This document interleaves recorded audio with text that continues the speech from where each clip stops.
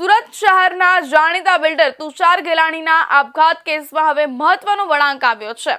ઉમરા police station દ્વારા મૃતકની મહિલા મિત્ર પૂનમ ભાદોરિયા સામે આત્મહત્યાની દુષ્પ્રેરણા હેઠળ ગુનો નોંધી તેની અટકાયત કરવામાં આવી છે।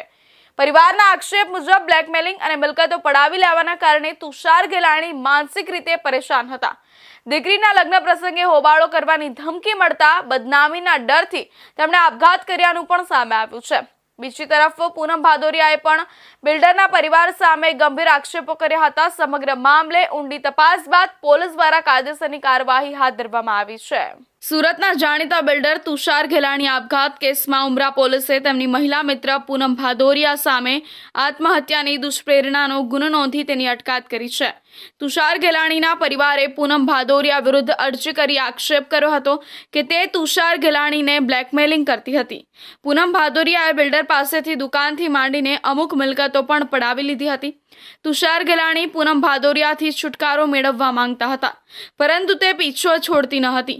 વળી દીકરીના લગ્નમાં આ પૂનમ ભાદોરિયાએ હોબાળો કરવાની પણ ધમકી આપી હતી। આથી તુષાર ગેલાણીએ બદનામી થવાના ડરને કારણે આપઘાત કર્યાનું જણાવ્યું હતું। જોકે સામે પક્ષે પૂનમ ભાદોરિયા દ્વારા પણ પોલીસમાં અરજી કરવામાં આવી હતી અને બિલ્ડરના પરિવારજનો પર ગંભીર આક્ષેપો કર્યા હતા, પરંતુ સમગ્ર મામલાની ઊંડી તપાસ બાદ પોલીસને પૂનમ ભાદોરિયાની સંડોવણી જણાતા આખરે તેના વિરુદ્ધ આત્મહત્યા માટે મજબૂર કરવાનો ગુનો દાખલ કરી આગળની કાયદેસરની કાર્યવાહી હાથ ધરવામાં આવી છે। અત્રે ઉલ્લેખનીય છે કે તુષાર ગેલાણી અને પૂનમ ભાદોરિયાના સંબંધોની શરૂઆત વર્ષ 2010માં થઈ હતી, જ્યારે પૂનમબેન તુષારભાઈની ઓફિસમાં રિસેપ્શનિસ્ટ તરીકે નોકરી કરતા હતા। જો કે થોડા સમય બાદ તેઓ છૂટા પડ્યા હતા, પરંતુ વર્ષ 2012-13માં ફરી એકવાર સંપર્કમાં આવ્યા હતા।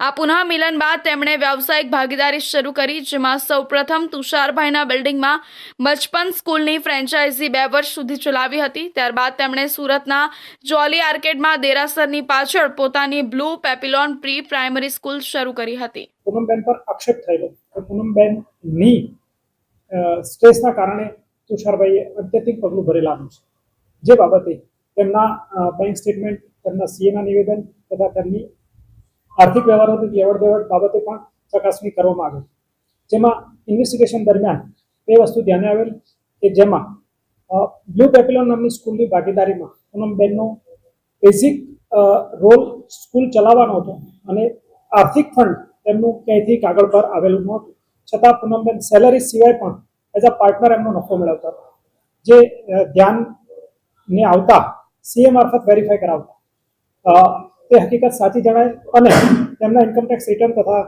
જે બેલેન્સ શીટ છે જોતા તેમને આર્થિક લાભ મેળવેલાનું સ્પષ્ટ રીતે જણાય છે। આ ઉપરાંત 6 ઓગસ્ટ 2025માં જોલી આર્કેડ નામની જે કોમર્શિયલ કોમ્પ્લેક્સ છે તેમાં L15 અને L16 નામની દુકાનો જે તુષારભાઈના પોતાના નામે હતી, જે તુષારભાઈએ પૂનમબેનના નામે કરેલ છે, જેમાં ચેકનું કોઈ ટ્રાન્ઝેક્શન થયેલ નથી, માત્ર દસ્તાવેજ કરવા ખાતર કરેલાનું જણાય છે। તુષારભાઈની હાજરી નથી, જેથી એ બાબતે વિશેષ પ્રકાશ નથી પાડી છે, પરંતુ તેમાં જે ઓફિશિયલ ટ્રાન્ઝેક્શન થવું જોઈએ જંત્રી મુજબ એ બંનેના એકાઉન્ટ સ્ટેટમેન્ટ ચેક કરતા આપણને જણાય આવેલ નથી, જેની બજાર કિંમત 1,06 લાખ રૂપિયા બંને દુકાનોની થઈ છે।